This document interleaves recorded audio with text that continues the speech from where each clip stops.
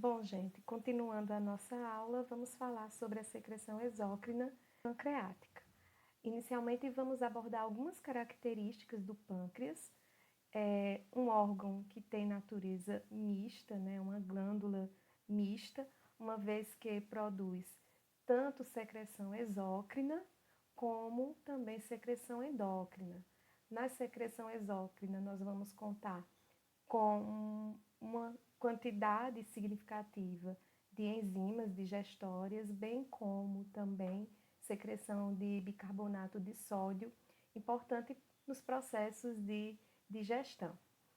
Com relação à porção endócrina dessa glândula, nós temos aí a produção de hormônios, como a insulina, o glucagon, e até mesmo a própria somatostatina, sendo produzida por essa porção do pâncreas. Esse órgão ele vai estar localizado sob o estômago. A porção exócrina ela vai ser constituída por ductos e ácinos. Os ácinos são glândulas acinosas compostas, então são estruturas em fundo cego, constituída aí por cerca de 15 a 100 células, responsáveis pela síntese e excreção das enzimas. Os ductos vão ser responsáveis pela modificação dessa secreção. No caso dessa modificação, o que é que vai acontecer? Os ductos eles vão secretar copiosamente bicarbonato e água, certo? Vão lançar no seu lúmen, fazendo com que essa secreção acinar ela ganhe um volume significativo que é interessante para os processos digestórios. As células pancreáticas acinares são responsáveis pela produção, armazenamento e secreção de enzimas digestivas, e aí nós vamos contar com dezenas de enzimas que são utilizadas, cerca de 20, ok? Que são utilizadas no processo de desdobramento dos nutrientes. Já os ductos, os intercalares, eles vão ser responsáveis pela produção do bicarbonato de sódio. Com relação à produção diária, o pâncreas ele vai ser responsável, isso na porção exócrina, com a contribuição aí de 1 litro ou 1000 ml de secreção pancreática por dia, com um pH alcalino, né? pH alcalino no valor de 8,0. Composição da secreção exócrina pancreática. Então, nós vamos ter na secreção um componente proteico ou enzimático e um componente aquoso. Com relação a esse componente proteico ou enzimático, nós temos algumas características, né, a serem observadas, como, por exemplo, pequeno volume, e é secretado, como foi falado anteriormente, pelas células acinares. E a secreção realizada por essas células é denominada de secreção primária ou acinar, ok? Uma secreção rica em enzimas. Com relação ao componente aquoso, o volume é mais significativo, cerca de 1 litro por dia, e vai conter, como foi falado, bicarbonato associado ao sódio, formando bicarbonato de sódio, que vai ser secretado pelas células dos ductos extralobulares. Nesse slide, nós temos a representação do pâncreas, onde podemos observar detalhadamente a sua constituição. Então, percebam a presença de glândulas acinares com seus ductos associados e também a presença de ilhotas pancreáticas. As ilhotas pancreáticas faz parte da porção endócrina do órgão, enquanto que as glândulas acinares pertencem à porção exócrina. Com relação a essas ilhotas pancreáticas, elas correspondem aí a 2% do peso da glândula. Já as células ou as glândulas acinares, elas correspondem a 82%. Os ductos com 2%, os ductos com 4%, os vasos sanguíneos com mais 4% e o espaço intercelular correspondendo aí a 9,5% do peso da glândula. Observem que as glândulas acinares, elas são constituídas por um tipo de célula que tem o formato piramidal e que é responsável pela síntese, armazenamento e excreção das enzimas digestivas. Essas células são chamadas de células acinares pancreáticas.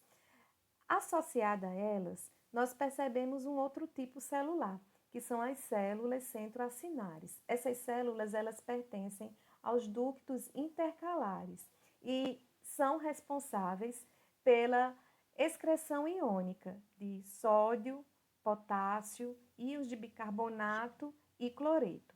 Com relação ao sódio e potássio, a concentração aí é igual, é equivalente à plasmática. Já os íons de bicarbonato vão estar numa concentração menor, a plasmática, e o cloreto em uma concentração maior. O conjunto dessa secreção aqui, promovida pelas glândulas acinares, associadas aos ductos intercalares, a gente chama de secreção primária ou acinar. Já nos demais segmentos ductais, as células que os constituem vão modificar essa secreção acinar primária. O que é que vai acontecer aí? Essas células elas vão excretar íons de bicarbonato, vão, através do processo osmótico, eliminar a água, um grande volume de água, e absorver íons de cloreto. Então, com relação ao potássio e o sódio, as concentrações vão se manter iguais. Já com relação aos íons de bicarbonato e íons de cloreto, a gente vai observar justamente isso, um aumento na concentração de íons de bicarbonato e uma diminuição da concentração de íons de cloreto em decorrência da absorção por parte das células ductais, ok? Bem, então aqui nós temos esse fluxograma que ilustra um pouco do que foi falado no slide anterior. Os ácidos pancreáticos, eles serão responsáveis pela síntese, armazenamento e excreção de enzimas. Os ductos intercalares e intralobulares, como vimos, serão responsáveis pela excreção de eletrólitos. E aí, o principal eletrólito é os íons de bicarbonato, que é associado com o sódio, forma o bicarbonato de sódio, que é o composto importante na neutralização do ácido clorídrico lá no duodeno, ok? Então, o conjunto de enzimas mais bicarbonato de sódio, que são os dois componentes importantes na secreção pancreática, são conduzidos por meio do ducto pancreático até a ampola hepatopancreática, que é comum também com o ducto colêndoco, sendo eliminado para o duodeno através da papila maior duodenal, ok? A presença de quimo nas porções superiores do intestino delgado determina a abundância da secreção pancreática. A gente vai ver que existem fases da secreção pancreática. A fase intestinal ela é a mais importante e ela vai ser deflagrada por sinais endócrinos, que são levados, que são encaminhados até o pâncreas. Então, o pâncreas, uma vez estimulado, secreta esse suco pancreático em direção ao duodeno, ok?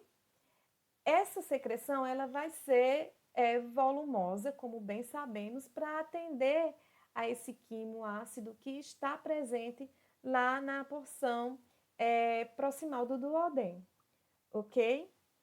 O tipo de alimento determina até certo ponto as características do suco pancreático. Então, se o indivíduo ele faz a ingesta de um alimento proteico numa concentração bem significativa, quando comparada com os demais nutrientes, então é óbvio que a secreção pancreática, no caso aí a secreção enzimática, ela será mais rica em enzimas que vão desdobrar as proteínas, ok?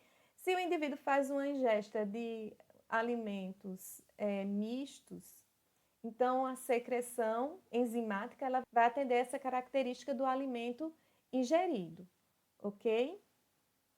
Enzimas digestivas pancreáticas. A primeira delas, a digestão dos carboidratos, vai ser promovida pela amilase pancreática.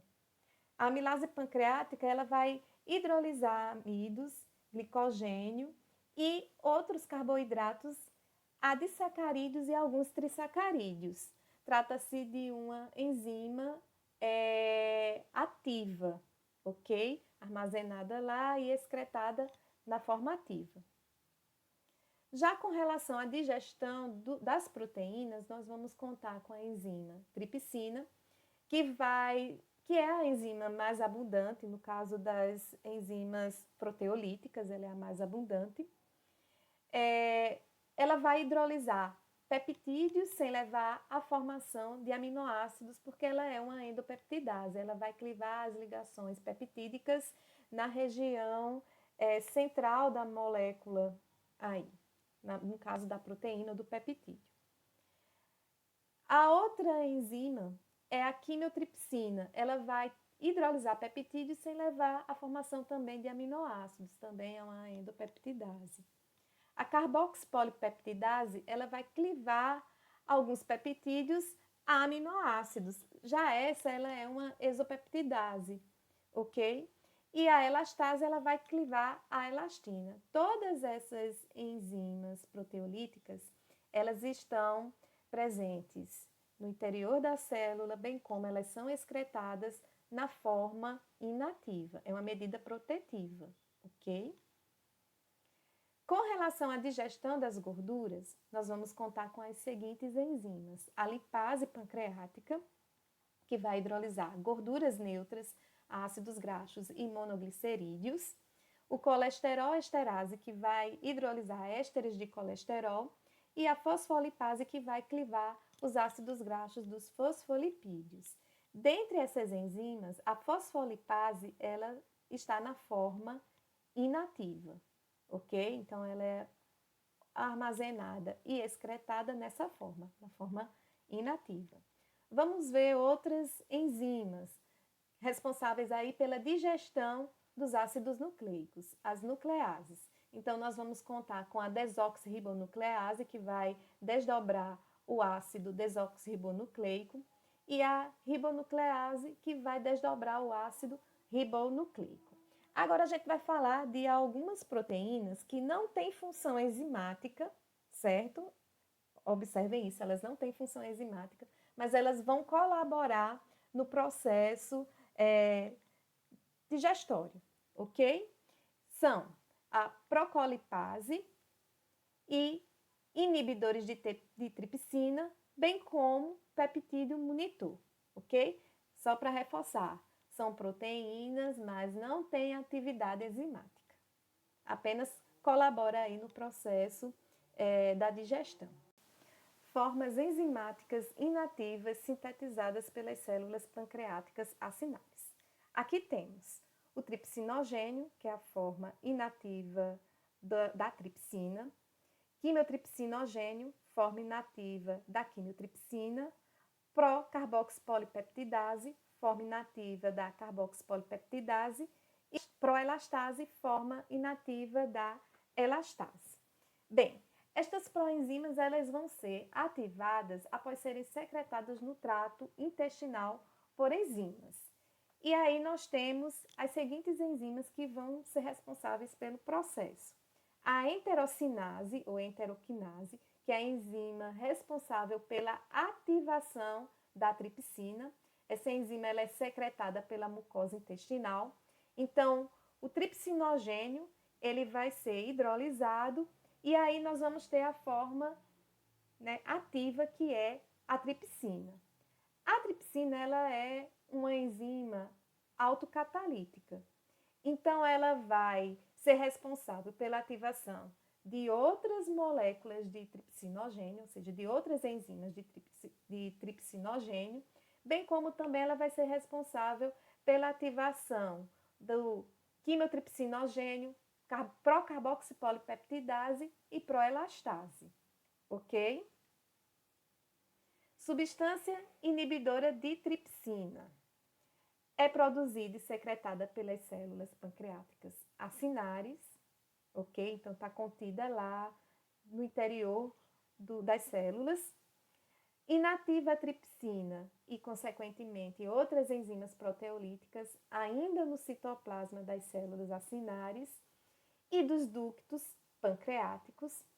E percebam bem que a substância inibidora de tripsina é uma das medidas protetivas utilizadas pelo pâncreas para que não ocorra a digestão desse órgão mediante a ativação das suas enzimas proteolíticas, ok? Outras medidas protetivas também são observadas, que é a própria forma inativa dessas enzimas proteolíticas e o armazenamento dessas enzimas proteolíticas dentro de estruturas que vão garantir que elas não vazem, que são os grânulos de zimogênio, ok?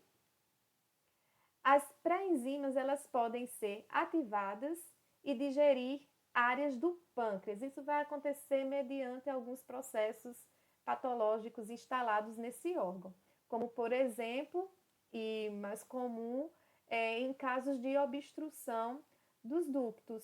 Então, o material fica contido, a secreção fica contida lá, vai chegar um momento em que essas enzimas elas vão ser ativadas. E aí a substância inibidora de tripsina ela não vai poder dar conta do recado, ok? Secreção de íons bicarbonatos. Então, aqui nós vamos estudar o mecanismo de geração e secreção desse íon. Lembrando que o bicarbonato de sódio ele é de fundamental importância para a neutralização do ácido contido lá no quimo e também vai ser responsável pela manutenção de um pH alcalino na região que vai garantir que as enzimas pancreáticas atuem sobre os nutrientes, né? Promovendo o seu desdobramento. Em ambiente ácido, essas enzimas elas não são ativadas. Pois bem, vamos lá. Primeiro, vai ocorrer a difusão de dióxido de carbono do sangue para o interior das células ductais. Lembrando que também as células ductais elas são responsáveis pela geração de dióxido de carbono mediante, né, o processo metabólico que acontece, ok? Então, o metabolismo celular garante esse dióxido de carbono, como também esse dióxido de carbono pode ser obtido do sangue. Uma vez contido no interior dessas células esse dióxido de carbono, o que é que vai acontecer? A ligação desse gás com a água, mediante a presença e atuação da anidrase carbônica, ok? Formando aí o ácido carbônico. Uma vez formado o ácido carbônico, ele vai se dissociar em íons de bicarbonato e íons de hidrogênio. Os íons de bicarbonato, eles vão ser ativamente associados ao sódio e encaminhados para o lúmen do ducto por transporte ativo. No caso aí, cotransporte, viu? Já com relação aos íons de hidrogênio, eles vão ser trocados por sódio. Então, contratransporte na região da célula ali basolateral, viu?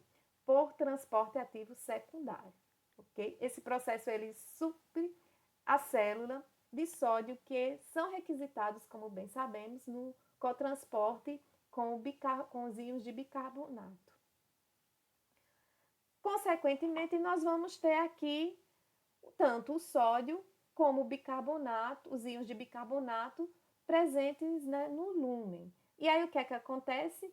Esse gradiente de concentração presente aqui na região luminal faz com que ocorra a osmose de água, vejam que ocorre transcelularmente, para o lúmen, E aí a gente vai depender também de aquaporina para que isso aconteça, ok? Então, é isso que acontece. Secreção aqui na figura, secreção de solução de bicarbonato de sódio e água pelas células epiteliais dos ductos intercalares, ok? Então, vamos seguir a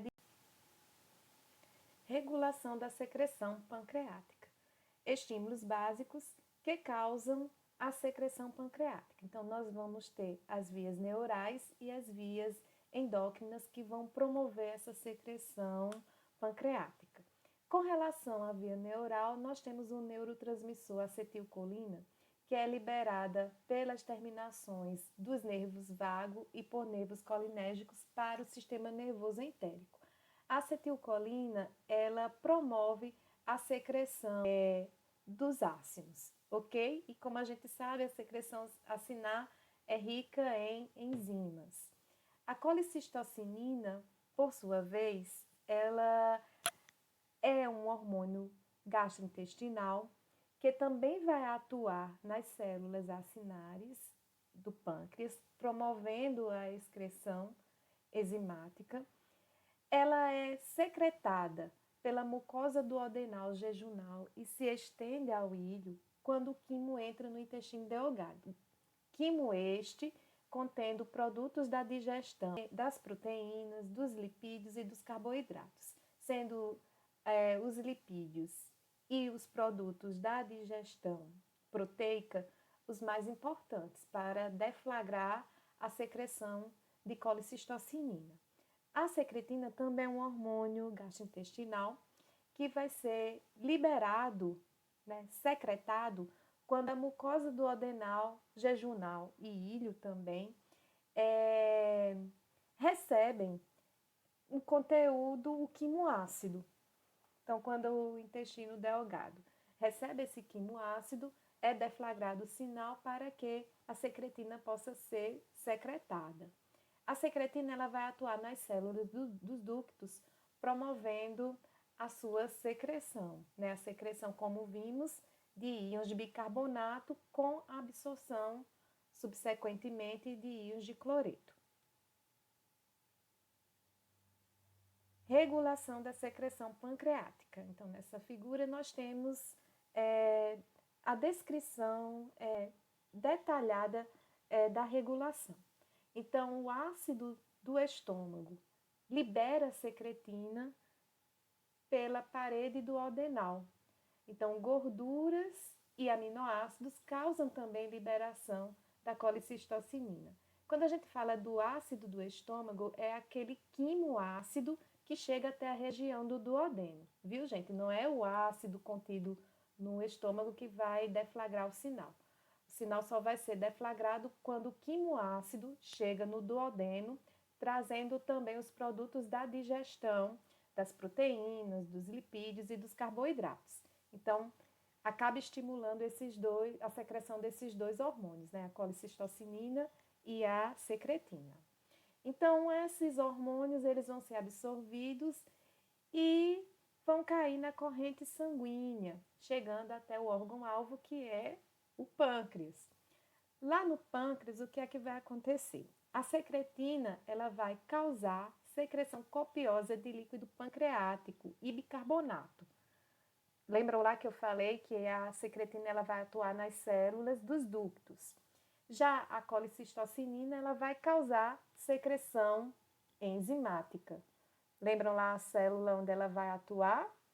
Lá nas células acinares, ok? Já a estimulação vagal vai liberar enzimas nos ácidos, como também comentei no slide anterior. Quando todos os diferentes estímulos da secreção pancreática agem ao mesmo tempo, a secreção total é bem maior. Então, isso vai acontecer mediante os efeitos multiplicadores ou potencializadores da colicistocinina, acetilcolina e secretina, ok? Então, a ação conjunta desses três componentes, né? Aqui nós temos uma via nervosa e duas vias endócrinas, promovendo a liberação de conteúdo de secreção pancreática. Então, quando estão conjuntamente, o efeito ele é bem mais potente. Fases da secreção pancreática. Nós temos a fase cefálica, onde sinais do cérebro vão causar a liberação de acetilcolina pelos terminais nervosos do nervo vago no pâncreas. Então, as enzimas serão secretadas pelos ácidos pancreáticos, né, corresponde a 20% da secreção total das enzimas pancreáticas. Pouca secreção pancreática flui dos ductos pancreáticos para o duodeno, porque aí, como a gente pode observar, a secreção ela vai ser mais enzimática, porque a acetilcolina ela vai atuar justamente nas células acinares do pâncreas. A gastrina. A estimulação nervosa da secreção enzimática prossegue, sendo responsável aí por 5 a 10% da secreção total da enzima pancreática. Somente pequena quantidade de secreção pancreática chega ao duodeno, porque aqui também, da mesma forma como tem estimulação nervosa, então só as células acinares que são responsáveis pela secreção enzimática, que a gente chama de secreção primária ou acinar, é que vai acontecer. Intestinal. Com a entrada do quimo no intestino delgado, a secreção pancreática fica abundante, basicamente em resposta ao hormônio secretina. Como a gente viu, a secretina ela vai ser responsável por essa secreção mais copiosa, rica em água e íons de bicarbonato, né? Também com alguns outros íons. Então, é ela que vai ser responsável por esse volume de cerca de 1 litro da secreção pancreática. Isso, quando eu falo de 1 litro, é a secreção diária. A acetilcolina e a colicistocinina estimulam as células pancreáticas acinares a produzir enzimas pancreáticas, mas com baixa quantidade de água e eletrólitos, que é a secreção acinal primária. A secretina, ela vai estimular as células epiteliais dos ductos intercalares a produzir grandes volumes de solução aquosa de bicarbonato de sódio. E aqui na figura 9 nós temos receptores das células acinares pancreáticas e regulação da secreção. Então percebam que outras vias de sinalização também serão utilizadas para a secreção pancreática, né? Lembrem que eu só falei da acetilcolina, colicistocinina, né? Mediante esse aspecto. Mas vejam que o VIP, ele também vai ser importante, ele também é estimulador da secreção acinar pancreática. O GRP também vai ser importante e interessante na liberação de secreção acinar. O PRG é o peptídeo estimulador de gastrina. Ok? Pronto, vamos chegar mais adiante e vamos falar da atuação da secretina. É um polipeptídeo que contém 27 aminoácidos. Isso já foi falado em algum momento nas nossas primeiras aulas. É produzida e liberada pelas células S, presentes na mucosa do duodeno e jejum, como eu disse, pode se estender ao ilho, sob a forma de pré-secretina. É ativada e liberada pela mucosa duodenal e jejunal para o sangue, em presença de quimoácido, pH menor que 4,5 a 5. O ácido clorídrico é o único constituinte potente do quimo, ok? É ele que vai deflagrar a eliminação, a secreção do hormônio. É responsável pela secreção de grande volume de líquido contendo íons de bicarbonato na concentração de 145 miliequivalentes por litro. A importância da atuação da secretina.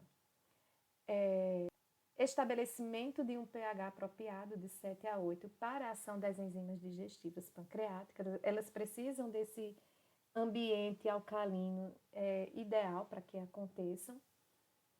Proteção da mucosa do intestino delgado contra a ação do suco gástrico ácido.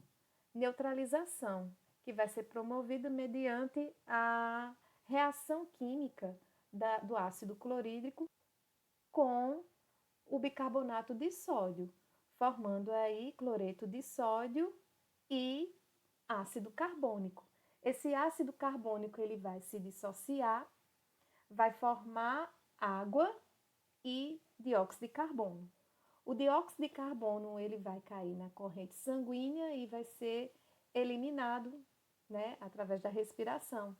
Aí você pode me perguntar, Denise, mas esse dióxido de carbono não pode permanecer no sistema gastrointestinal e participar da composição das fezes?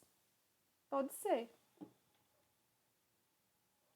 Atuação da colicistocinina. É um polipeptídeo que contém 33 aminoácidos. É produzida e liberada pelas células I presentes na mucosa do duodeno, jejum superior e, como eu disse, pode se estender também para o ilho. Sua liberação é estimulada por proteoses e peptonas, produtos da digestão parcial de proteínas e ácidos graxos de cadeia longa, presentes no quimo quando este entra no duodeno. Então, quem vai deflagrar a secreção de colicistocinina são esses produtos. Respondem por 70% a 80% da secreção total das enzimas digestivas pancreáticas. E aqui na figura 10 nós temos a secreção de bicarbonato de sódio, água e enzimas pelo pâncreas, causada pela presença de soluções de ácido clorídrico, gordura e peptonas no duodeno. Então, o que é que a gente pode observar nesse gráfico, né? Nós temos a secreção aqui de ácido clorídrico, o sabão, peptona. Então, percebam que no ambiente ácido,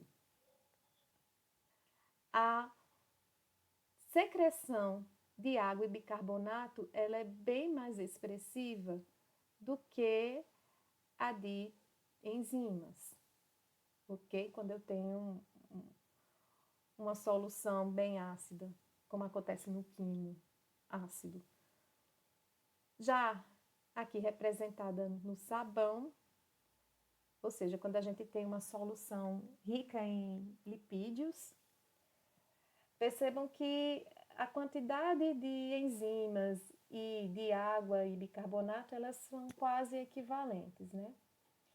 E na ingesta de alimentos proteicos, no caso contendo peptonas, no duodeno, a gente percebe que a presença desses produtos ou subprodutos proteicos tende a aumentar a secreção enzimática, como podemos observar aqui, quando comparada com a secreção de água e bicarbonato de sódio. Na clínica, pancreatite aguda. Definição: consiste na inflamação do pâncreas em decorrência da ativação de pré-enzimas pancreáticas dentro do órgão. Como consequência, ocorre a autodigestão do tecido pancreático. As causas: alcoolismo, promovendo inflamação do tecido ou hiperestimulando as células acinares.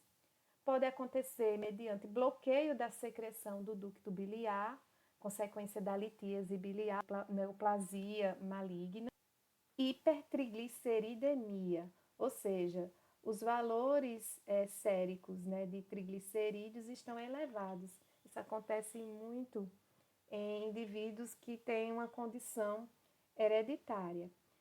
Toxinas que elevam a secreção de acetilcolina, também é um agente aí que pode desencadear a pancreatite.